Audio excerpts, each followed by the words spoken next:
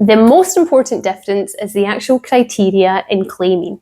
For example, when it comes to grant funding, you need to be creating something that is absolutely new, disruptive, and innovative to the industry. Something that is addressing a need or a challenge in the industry that isn't already being addressed. And so by that standard, it needs to be pretty Google-proof, i.e. no one's thought of it, or at least no one's thought of it to the extent that you're doing. However, when we look at the R&D space, the rules are a little less strict. For example, let's say you're a bakery and you've developed a vegan chocolate cake that tastes just like Cadbury's. There's a lot of other vegan cakes out there, so that's not new. But the process and how you've developed that cake, that could be where the research and development is. You might have experienced with unusual ingredients, or developed a quicker cooking method which enhances the taste, the flavour, it binds the ingredients together better. Or simply, you might have actually improved the nutritional qualities within the product. All of that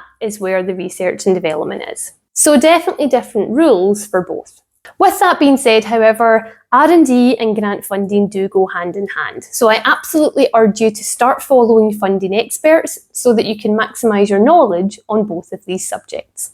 The second thing that is different is how the pricing structure works. We all know with an R&D claim, it's typically a no-win, no-fee setup. However, when it comes to grant funding and using a specialist, you have two payments to consider. The first one is you will need to pay a specialist to write the actual narrative for the report.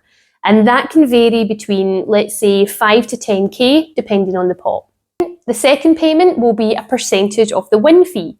And again, that's anywhere between 5 to 10%, depending on the pot. The third difference, timelines.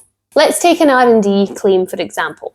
So you've finished your financial tax year, your accounts probably aren't going to be made up for another, let's say, 6 months. So you know that you have a bit of time to prepare to do your R&D claim. This is not the same when it comes to grant funding applications. Some of these funding pots will close very quickly after opening, which brings me back to the importance of being connected to the right people. The more you follow, the more you'll learn, the quicker and smoother your application journey will be. And you can follow the right experts by following our newsletters, coming along to our webinars, watching our videos like you're doing right now, and reading our blogs. Number 4 is the level of involvement a specialist will take in making your claim. Now, as we know, when it comes to an R&D claim, typically you'll have an initial discussion with your partner, and then you'll sit down and have a technical consultation where they'll dig into the behind the scenes. Then you'll break your costs down and submit your claim. So all in all, it really shouldn't take any more than, say, 5-6 hours. Just like an R&D claim, you can do this process yourself if you wish. But it's important to know that grant funding applications are far more intense than an R&D claim. And because you're competing for the money instead of being entitled to it, this opens you up to a lot more competition. So this is where an expert is worth their weight in gold. And then finally, the funds. Where R&D claims are typically you have to spend the money first and then claim it back, grant applications are of course all about competing for the money.